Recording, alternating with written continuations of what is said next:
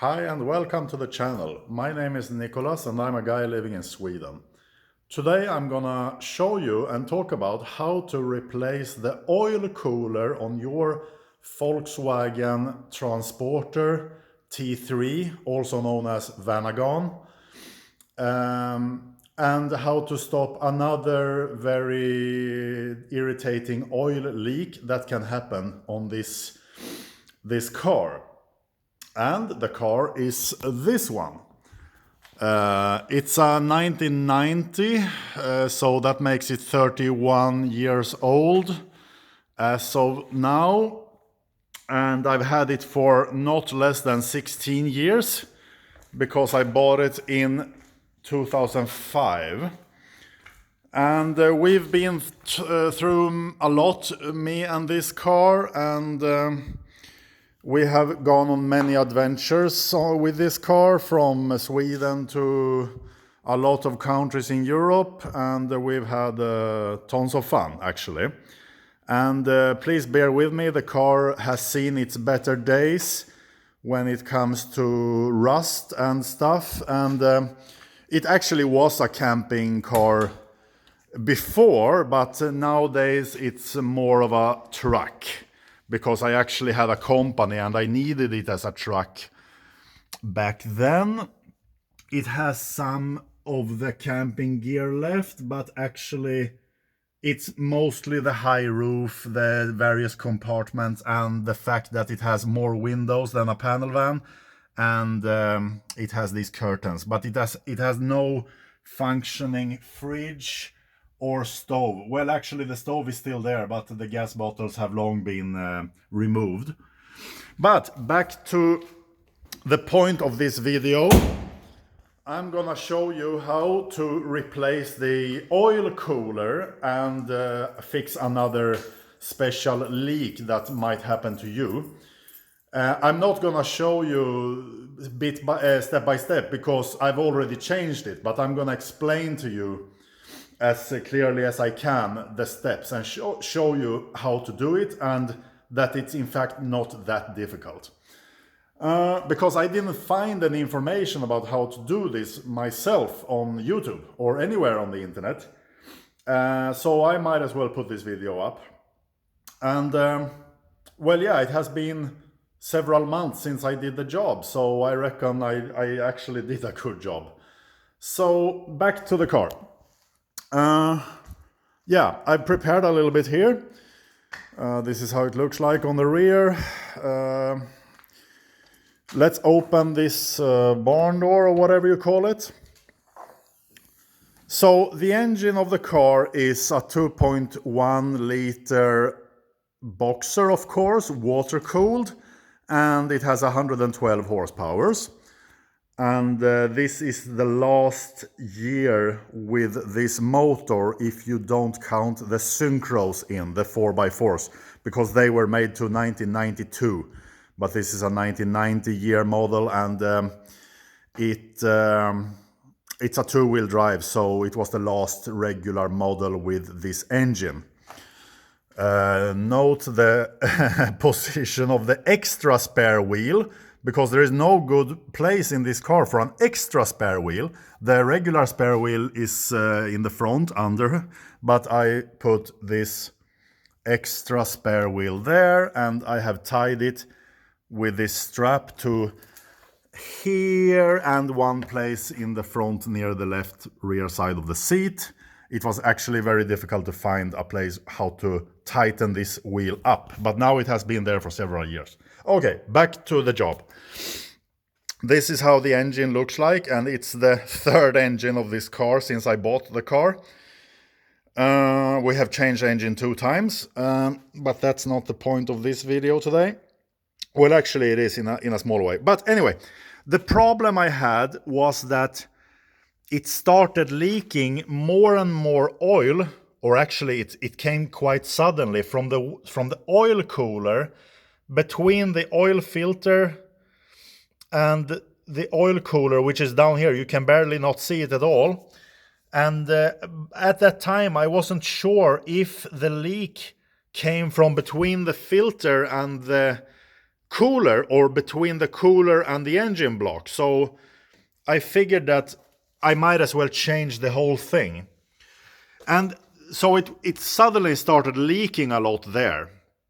And it leaked when the engine was cold, and it stopped leaking when the engine got hot.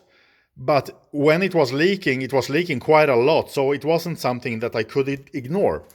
And speaking of ignoring, down here you see this pipe. This is where you fill oil, and that connection there to the engine block had been leaking for, let's say, 5 years, because we put the engine in, renovated in the summer of 2016, and I did this job in the late summer of 2021, so it has been running for 5 years with a very irritating leak from this hose or this tube or whatever you call it. And that couldn't be fixed, and I'll show you why. So finally I decided to fix it, because it got me mad, all this leaking. And I'm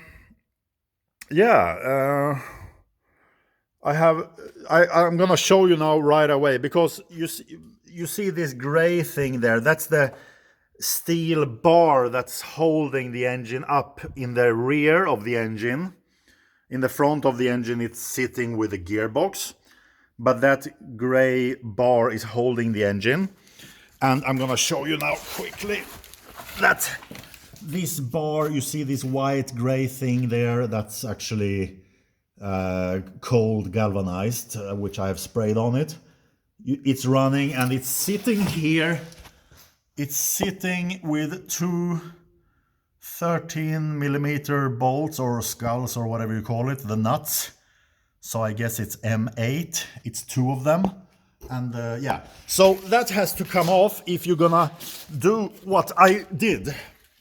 And when you remove that bar, you need to support the engine somehow. Okay, sorry, the light is not the best now. You need to support the engine from above. And how to do that? Well, I took this wood thing that I had in my barn, and I put this wood thing over the engine, just like this. You can see it now, like that. And what did I do? Well, I used this hole and this thing here, with some kind of flange, which is obviously made for lifting the engine. Let me take that lamp. It's getting hot. I shouldn't burn myself. You see that hole there? And it's pretty obvious, that hole. And what you do is you take a strap like this with this tightener thing, and you just pull the strap through that hole, and you connect it, and you tighten it up on this. That's it. And when you have done that, you can dismount that engine holding bar, or engine mount, or whatever you can call it. Okay, so that's, I think, the only thing you do from above. Maybe I removed this. No, I didn't do that. Anyway, let's go under the car. I'm just having a little bit of issues with this lamp here. I'm not so proficient with the technicalities of filming for YouTube. You have to bear with me. Okay, going under. This is how it looks like. Oops, sorry. This one is new, actually. What you need to do is I'm gonna show you now the problem, what the problem was. The problem was, here is the tube or pipe that carries oil to the engine block. And this one sits with two nuts and two bolts sticking out of the engine block. It's M8. I think the skull is 13. And the first problem that I had for 5 years was that this thing was leaking oil. Not much, but too much to ignore. And it was, of course, irritating, because I had mounted the engine renovated by a guy. I was with him when we put the engine together.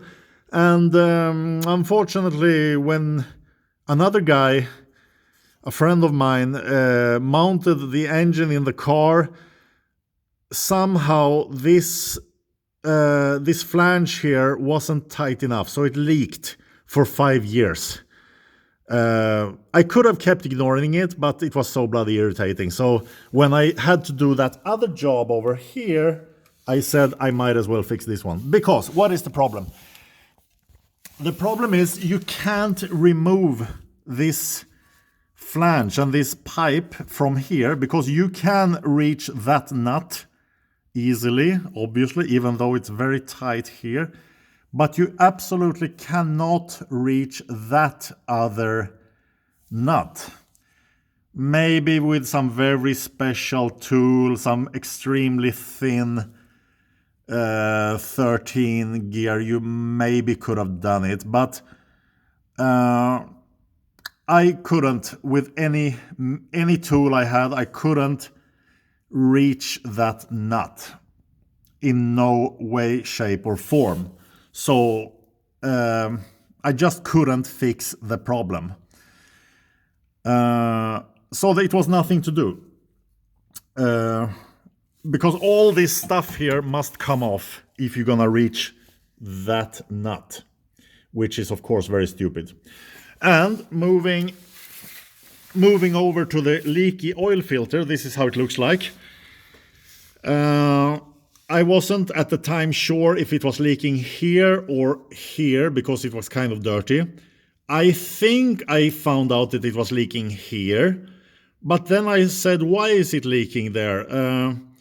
I should replace the whole thing, because maybe the surface here is not straight or not flat enough. So it might, whatever I do, it's gonna leak again. And I remembered that this oil cooler here had not been new when we mounted the engine. It had been second-hand. So I checked around a little bit for second-hand parts, but I didn't find nothing actually. So I checked and I found in a special Volkswagen dealer in south of Sweden called Custom and Spare Parts. I found this new for about, let's say, 65 euros, $65, maybe 700 crowns, something like that, if I remember correctly. And you can't, well, maybe if you're the best mechanic out there, you might be able to remove this somehow. You can of course take away the filter, but then there's a nut in there, and in order to remove this thing, you have to pull it very hard, and it's sitting with, you see those water hoses there? It's two of them with this stupid clamp, and those are virtually impossible to reach or remove without taking all this stuff away first. And even if you could take them off, I think I actually did take them off, those rubbers, but you can't almost even see it. You understand that this wouldn't be easy to even try to do. Yeah, fuck that. So you need, to make your life more easy, you need to take away the engine bar here. And of course you need to take away the silencer and this engine holding block connector thing that is connected. This black thing here is connected to the engine block, and the engine holding bar is in turn connected to that one. So all this stuff has to come away together with these exhaust pipes here. So it's a little bit of a job, but what do you do? It's not so difficult as you think. You put that wood up there, you take weight off these things by tightening it up, then you release. I did this even without having the car on the jacks or on these tripods. It was on its wheels because there was no need to lift it up. When you have done that, you unscrew those two screws there. They are 13 millimeters skulls, approximately half an inch.